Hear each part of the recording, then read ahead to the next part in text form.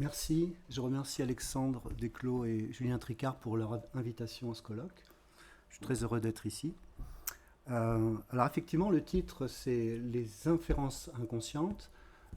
Qu'est-ce que Helmholtz entend par inférence inconsciente? C'est ce que je vais vous expliquer. Il utilise parfois l'expression les inductions inconscientes. C'est dans le contexte de l'optique. C'est-à-dire il s'agit d'expliquer le processus de la perception visuelle et d'expliquer surtout les illusions d'optique.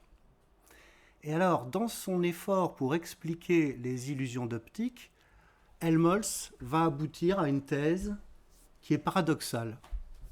C'est pour ça que j'ai retenu Helmholtz pour ce colloque. En fait, sa thèse... Alors, Helmholtz, peut-être rappeler brièvement qui c'était. C'était un néo-kantien. Il est né en 1821, il est décédé en 1894. Il fait partie de ceux qui voulaient un retour à Kant dans la deuxième moitié du XIXe siècle. Il est rangé dans ce qu'on appelle le néo-kantisme psychophysiologique, dans lequel figure aussi Friedrich Albert Lange.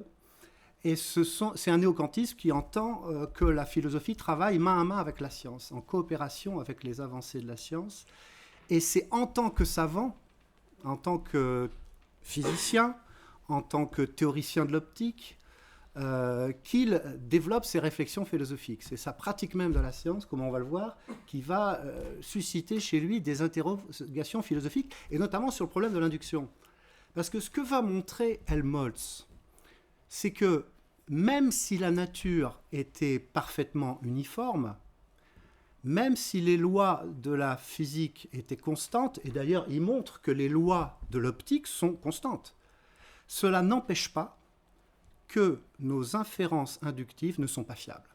C'est-à-dire, alors évidemment, c'est assez paradoxal parce que Hume avait dit, bon, l'induction n'est pas un processus logique, ce n'est pas logique de présupposer que les cas futurs vont se conformer aux cas passés. C'est pas parce que le pain m'a nourri jusqu'à présent que ce nouveau morceau de pain va me nourrir.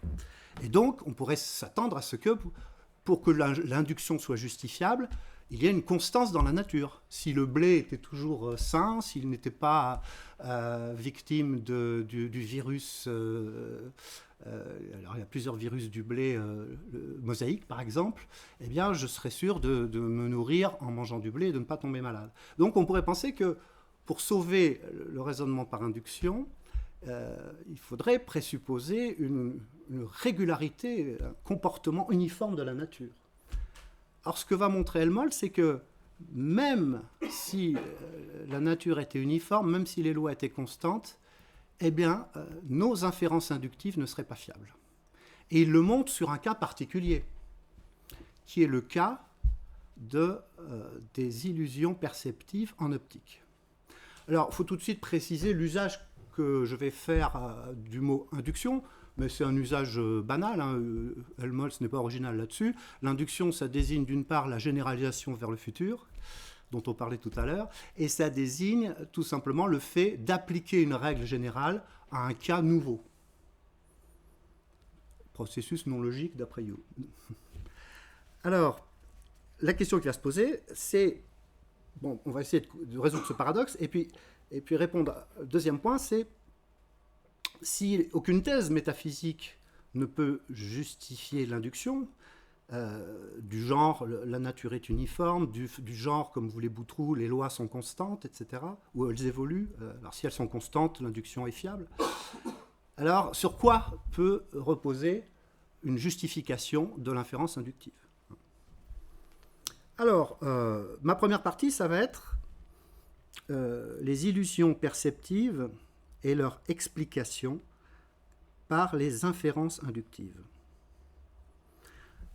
Je lis un court texte tiré de l'Optique physiologique, tome 2, page 587 dans la traduction française.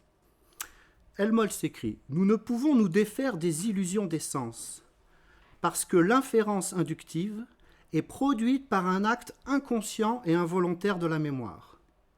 L'inférence inductive se présente comme une force naturelle, étrangère et irrésistible. » Alors peut-être avant de commenter cette phrase, je vous donne un exemple qui va nous servir de fil conducteur.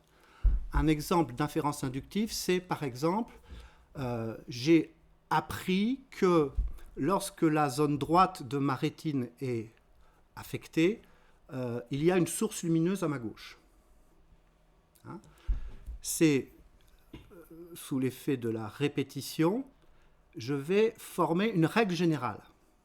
Mais Helmholtz, et en ça il est original par rapport à Wilhelm Wundt, parce que Wilhelm Wundt avait déjà essayé de développer une théorie des inférences inductives, il précise, il complète cette théorie. Il dit que pour s'assurer que la règle est vraie, c'est une hypothèse au départ, hein, la zone droite de ma rétine affectée indique un objet, une source lumineuse à gauche. Il faut que le corps se déplace, il faut que le corps vérifie qu'il y a bien un objet à gauche. Donc le corps, le mouvement volontaire est impliqué dans les vérifications de l'hypothèse. Et ensuite, l'hypothèse devient une règle et se fixe dans ma mémoire. Dans ma mémoire, j'ai cette règle qui est fixée. L'impression rétinienne à droite indique un objet lumineux à gauche. Or, un objet vient d'affecter la rétine dans la zone droite, donc, inférence, il y a un objet lumineux à gauche. Ce que prétend Helmholtz, c'est que la perception est toujours une interprétation, elle n'est jamais immédiate, et que dans la perception intervient un processus psychologique qu'il appelle l'inférence inductive. Et il complète en fait la thèse de son maître Johannes Müller, qui disait « pas de psychologie sans physiologie ». Hein, son maître, spécialiste de l'optique et de Kant aussi, Johannes Müller, disait « pas de psychologie sans physiologie ». Et ce que montre Helmholtz, c'est que réciproquement, pas de physiologie sans psychologie. Alors je reviens à ma citation. « Nous ne pouvons nous défaire des illusions des sens parce que l'inférence inductive est produite par un acte inconscient et involontaire de la mémoire. » Qu'est-ce que c'est qu'une illusion? C'est une erreur dont on ne peut pas se défaire. Une erreur qui résiste à sa réfutation. Une erreur irrésistible. J'ai beau savoir que le soleil est immobile et que c'est l'horizon qui monte, je ne peux pas m'empêcher d'avoir l'illusion que c'est le soleil qui descend. Pourquoi? Parce que j'applique ici une règle, un corps qui descend dans mon espace qui passe à un niveau inférieur dans mon espace visuel, descend, règle générale. Je l'applique à un cas inhabituel. C'est vrai la plupart du temps. Je prends si le verre, je le passe à un niveau inférieur, il descend. Donc j'en induis que le verre vient de descendre, qu'il est plus bas. Mais le problème, dit Helmholtz, c'est que ces règles générales qui sont implantées dans notre mémoire, parfois, dans le domaine de l'optique, elles vont être confrontées à des cas inhabituels. Et c'est ça qui va provoquer l'illusion. Et je ne peux pas lutter contre cette illusion parce que c'est un processus qui se fait en moi de manière inconsciente. Il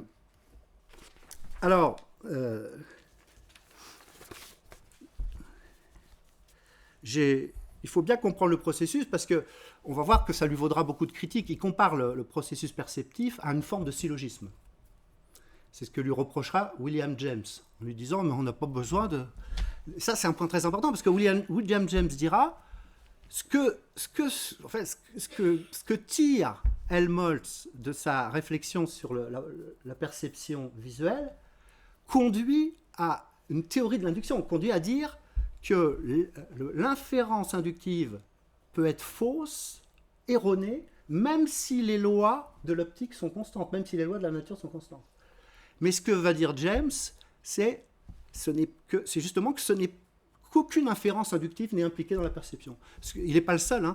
Ewald Hering aussi, comme on le verra, ce sont des auteurs qui, à la même époque, contestent la thèse de Helmholtz, selon laquelle la perception visuelle implique des processus psychologiques tels que les inférences inductives. Donc on aura à régler ce problème, c'est-à-dire si les inférences inductives n'interviennent pas dans la perception visuelle, alors les conclusions qu'on est en train de tirer sur l'induction risquent d'être discutables. Alors, je reprends l'exemple de tout à l'heure. Règle générale, l'excitation de la rétine à l'angle externe ou droit de l'œil procède d'une lumière qui vient de la gauche. Règle générale fixée dans la mémoire. Or, à présent, l'angle externe de mon œil est excité. Conclusion, inférence inductive. J'en infère donc la présence d'un objet éclairé à ma gauche comme cause de ma sensation.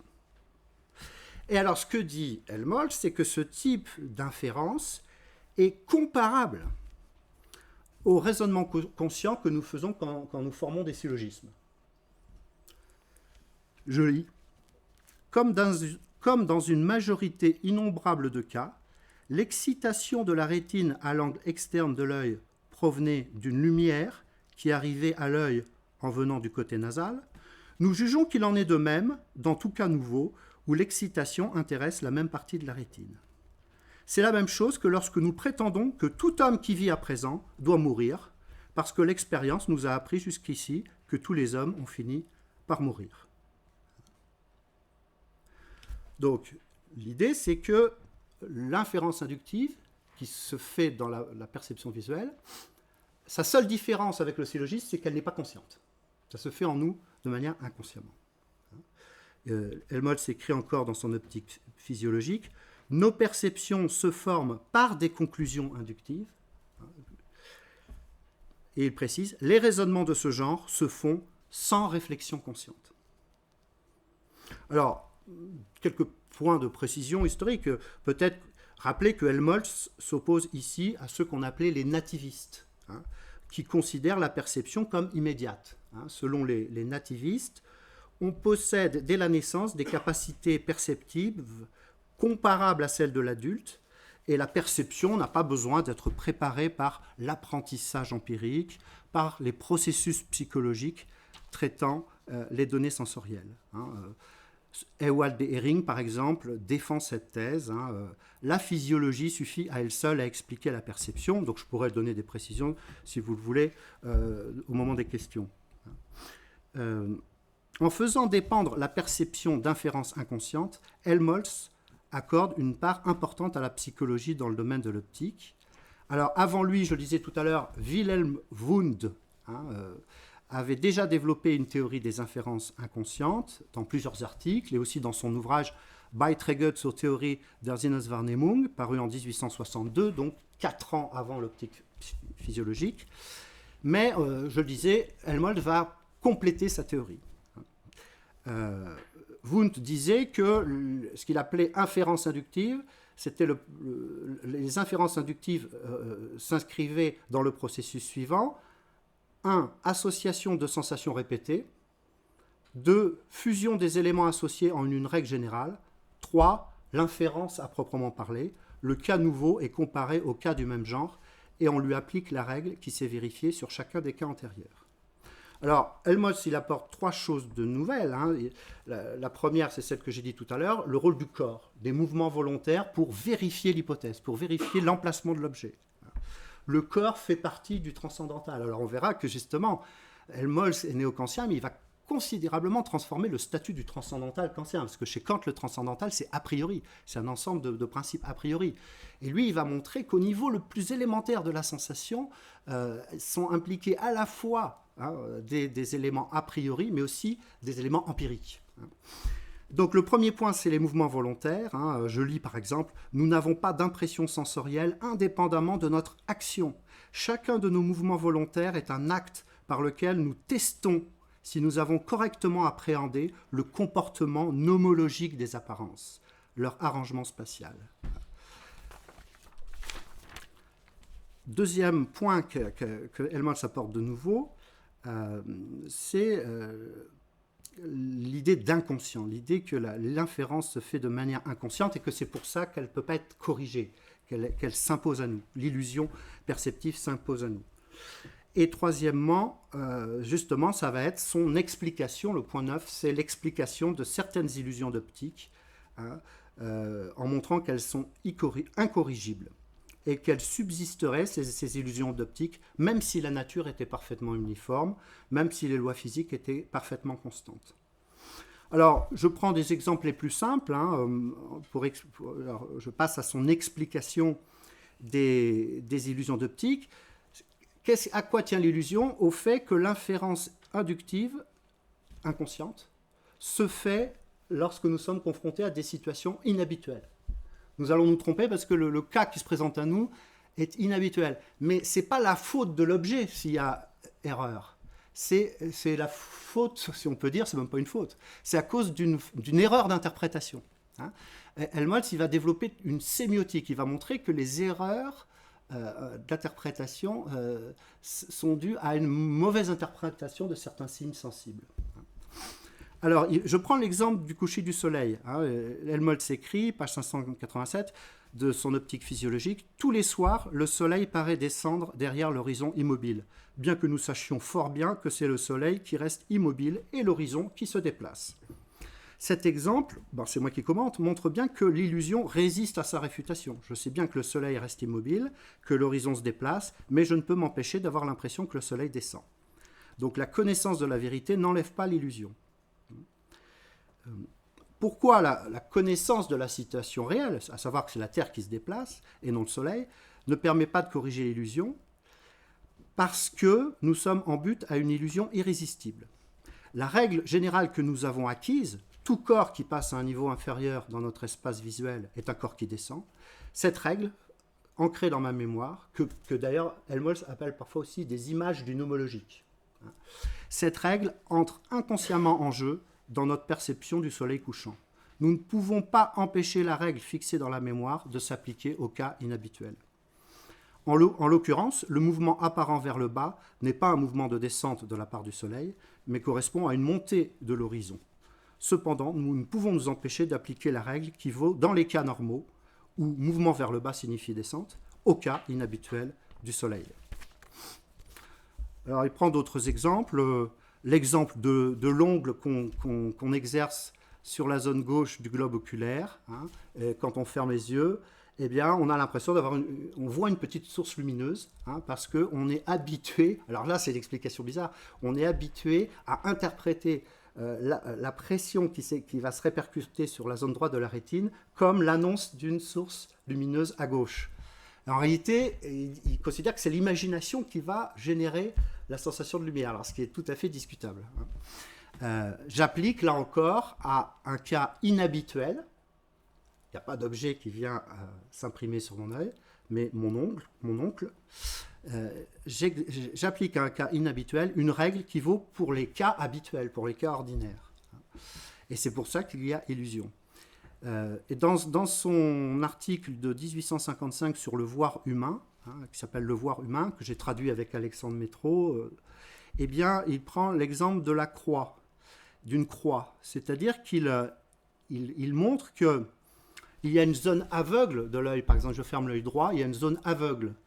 Et cette zone aveugle, si par exemple elle correspond au centre d'une croix, la zone aveugle de mon œil gauche correspond au centre d'une croix, eh bien, je vais combler le vide par l'imagination. Pourquoi? Parce que je suis habitué à interpréter une figure avec deux bâtons qui se croisent comme étant une croix. Et donc, alors ce qui est marrant dans cet exemple, c'est que l'illusion provoque la vérité. Je juge qu'il y a une croix, c'est vrai qu'il y a une croix, mais en réalité, je ne perçois pas une croix. En réalité, je perçois deux branches dont le centre est invisible puisqu'il correspond à la zone aveugle de l'œil gauche.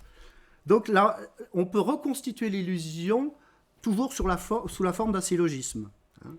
Nous savons par expérience que les quatre branches des croix se rejoignent en leur milieu. Voici une croix dont le centre correspond à la zone aveugle de mon œil, donc que mon œil ne voit pas.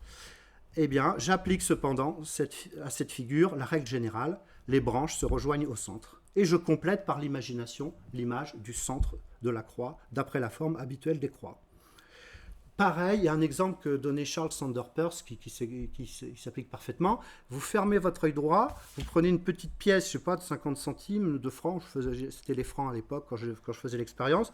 Vous mettez sur une feuille de papier blanche et vous déplacez la petite pièce tout doucement vers la gauche. Et bon, en fait, à un moment, la pièce, on ne la voit pas parce que ça correspond à la zone aveugle de la vision. Mais dans la vie ordinaire, on compense. Parce qu'on est habitué à cette règle générale, lorsqu'on déplace avec notre index un corps de la droite vers la gauche, eh bien le déplacement se fait de manière continue. Il n'y a pas de trou, il n'y a pas de vide. Et donc, on applique la règle générale à un cas extraordinaire, inhabituel, de sorte qu'on va croire percevoir la pièce même quand on ne l'aperçoit pas.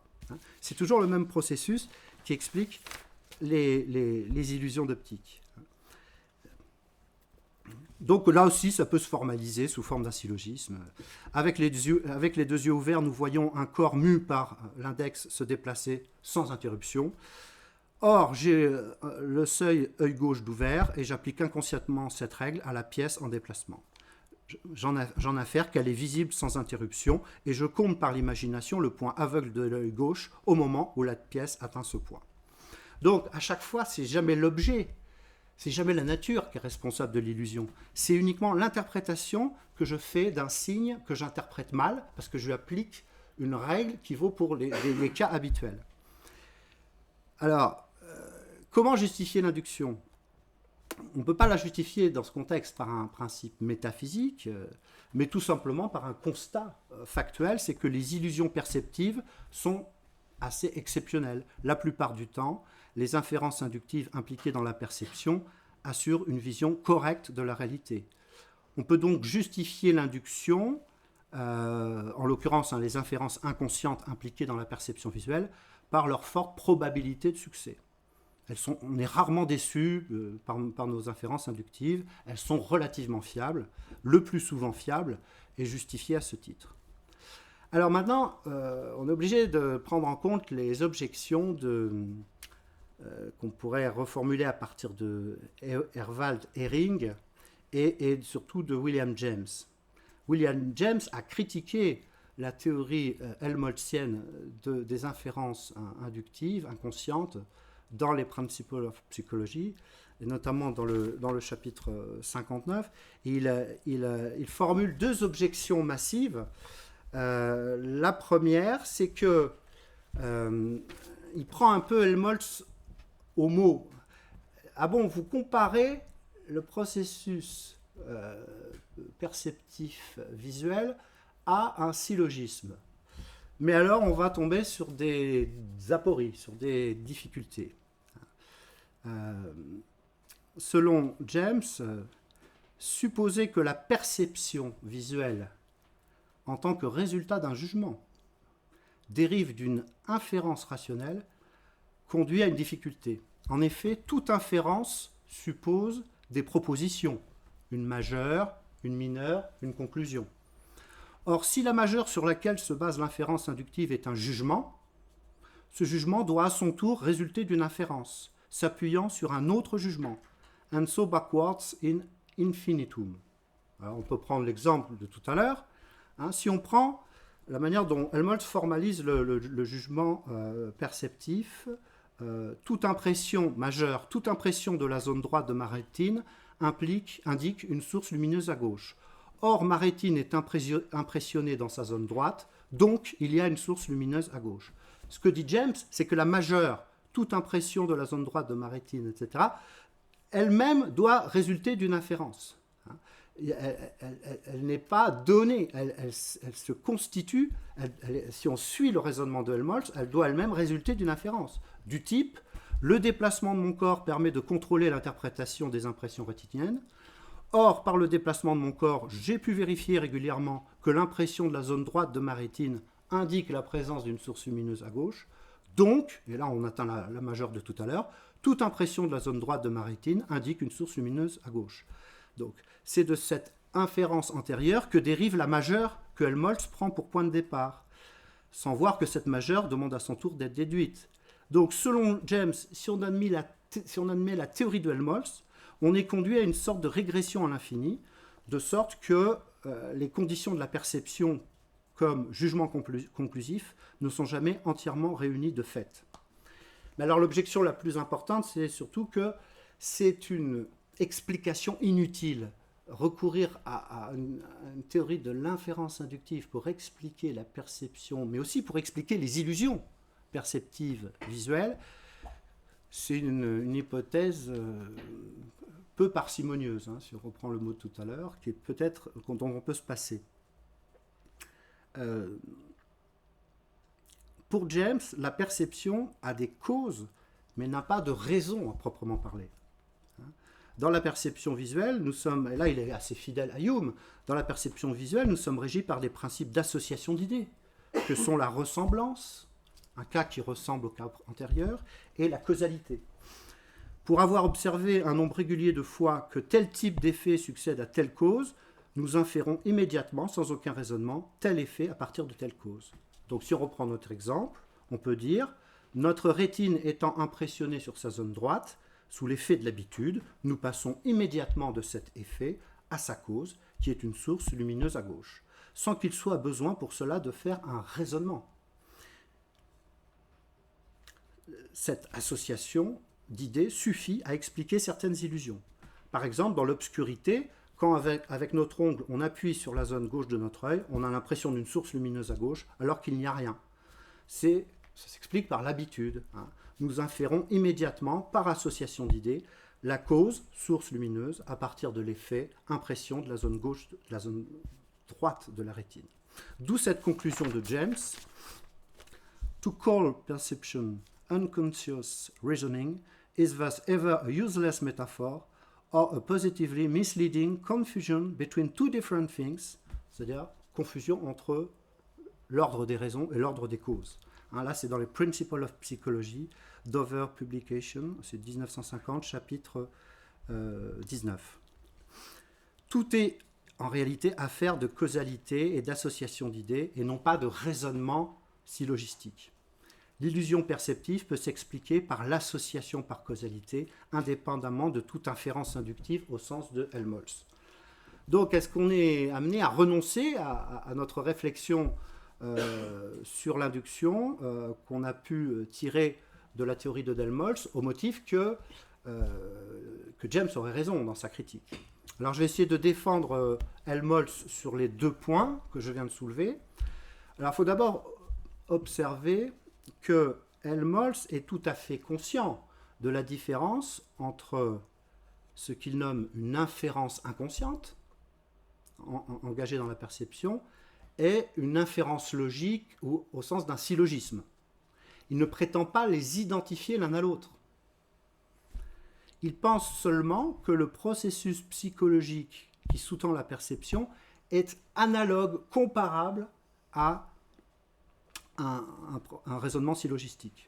On pourrait ici invoquer Weinger, tout se passe comme si les inférences inconscientes épousaient la forme d'un syllogisme. La grande différence, bien sûr, c'est que les inférences rationnelles conscientes du syllogisme se distinguent des inférences perceptives qui sont inconscientes.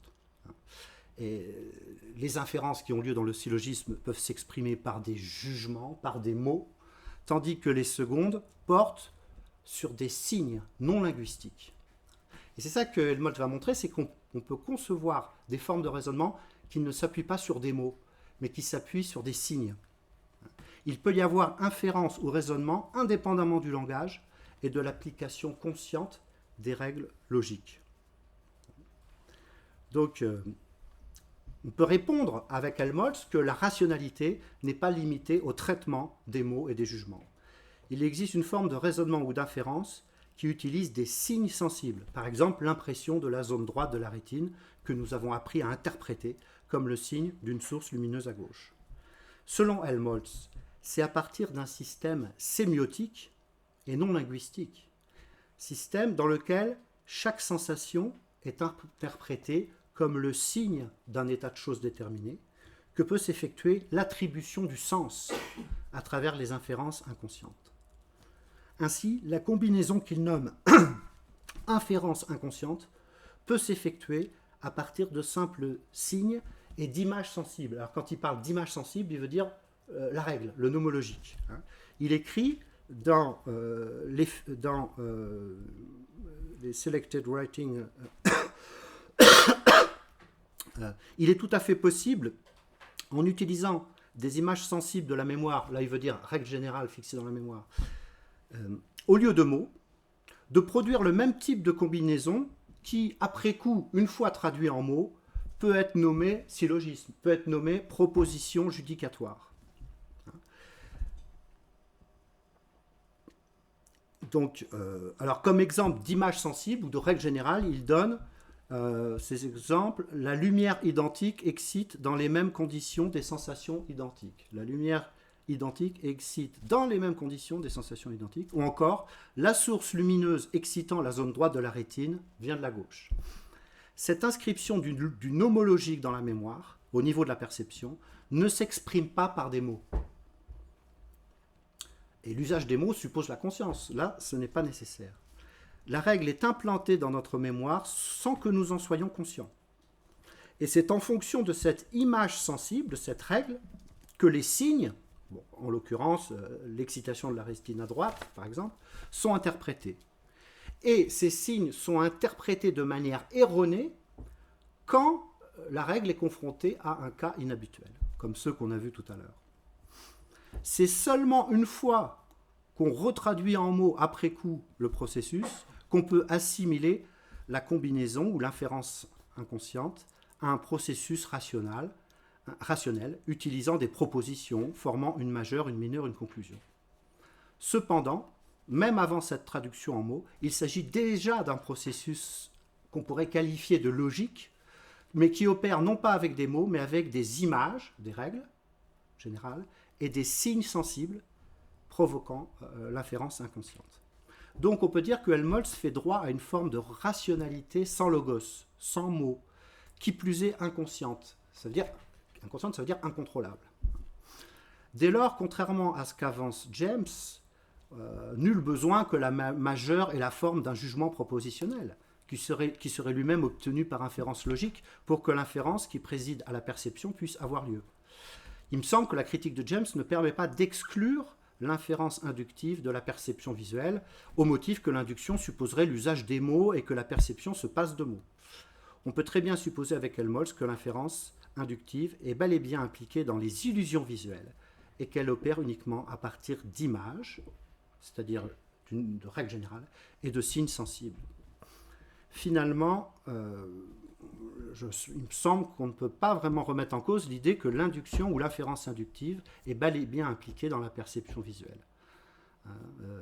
Aussi, le paradoxe que soulève Helmholtz, mais qui n'est un paradoxe qu'apparent, qui est que même si les règles, et d'ailleurs c'est le cas, les règles de l'optique sont constantes, eh bien nos inductions ne seront pas toujours fiables. Ça ne vient pas des règles, ça ne vient pas de la nature, ça vient qu'on est confronté à des cas inhabituels auxquels on applique la règle malgré nous, parce que ça se fait inconsciemment. Donc ce qu'on peut dire, c'est que on est conduit à partir des analyses de Helmholtz à soutenir la position suivante: aucune hypothèse métaphysique, même si par impossible elle était vérifiée, ne parviendrait à réduire le caractère foncièrement non fiable de l'induction, de l'inférence inductive. Puisque, encore une fois, si nos inférences inductives ne sont pas fiables, ce n'est pas de la faute de la nature ou des lois physiques qui ne seraient pas constantes, mais c'est uniquement à cause de notre mauvaise interprétation de certains signes sensibles. Et cette mauvaise interprétation, c'est même pas de notre faute, il n'y a même pas de tort, puisque c'est un processus qui se fait inconsciemment. De fait, les lois qui régissent la perception visuelle peuvent être considérées comme constantes, ce qui n'empêche pas que nos inférences inductives inconscientes provoquent occasionnellement des illusions, et inéluctablement. Alors, pour finir, je voudrais juste indiquer, je suis dans les temps là, largement, juste indiquer ce que Helmholtz, qui est, comme je l'ai dit au début, un néo-kantien, apporte de nouveau par rapport à Kant, et par rapport à la tradition kantienne dont il se réclame l'héritier. Pour Helmholtz, la frontière entre ce qu'on peut appeler le logique, le conceptuel, le logique et le sensible n'est plus aussi nette que chez le philosophe de Königsberg. Parce que pour lui, l'inférence logique et le sensible sont indissociables, au sens où les qualités sensibles des objets sont toujours déjà déterminées ou altérées par les inférences inconscientes et ne nous adviennent jamais à l'état brut. On l'a vu à travers l'exemple du point aveugle, qui est compensé par l'imagination. Il y a une interprétation, il y a une altération du donné perceptuel réel au gré d'une inférence inconsciente. C'est ainsi que Helmholtz en vient à modifier en profondeur le statut du transcendantal.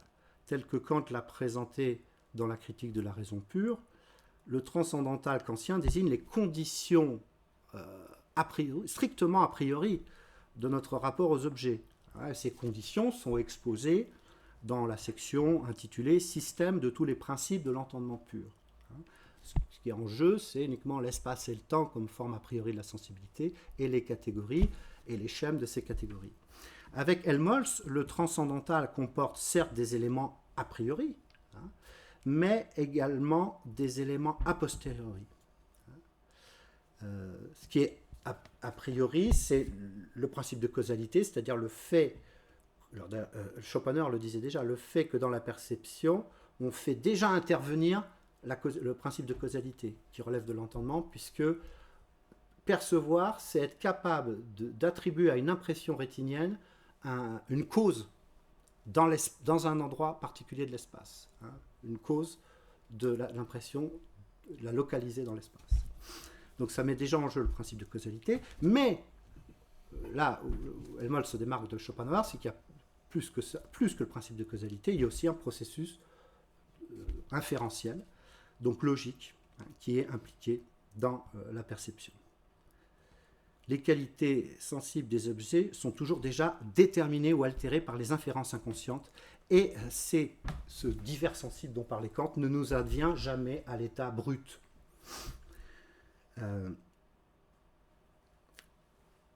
Donc il y a des éléments à la fois a priori et a posteriori dans les conditions de la perception. Les inférences inconscientes, qui sont la composante a priori de la perception, ne peuvent s'accomplir elles-mêmes que sur la base de règles générales obtenues par induction, c'est-à-dire a posteriori. La règle générale, zone rétinienne droite affectée indique source lumineuse à gauche, c'est une règle obtenue par induction, par généralisation, mais qui est basée sur l'expérience. Avec Helmholtz, le transcendantal contient donc désormais, par sa composante inductive, une dimension empirique. Alors, j'ai encore 10 secondes ? Oui, bien sûr. Alors, la question qu'on pourrait se poser, c'est est-ce qu'on peut étendre l'explication de Helmholtz à tous les cas d'illusion perceptive ? En fait, non. Ça ne vaut que pour certaines illusions perceptives visuelles, ça ne vaut pas pour certaines illusions auditives. Il y a des illusions auditives qui s'expliquent par le fait que nous ne percevons pas tous les mêmes fréquences de son et que parfois on peut mal entendre un mot pour ce motif sans qu'intervienne ici aucune sorte d'inférence. Écoutez, je crois que j'ai terminé. Donc ce qui justifie l'induction pour Helmholtz, je l'ai dit, c'est uniquement qu'elle est le plus souvent fiable. Donc c'est une justification empirique et non pas métaphysique. Voilà, je vous remercie.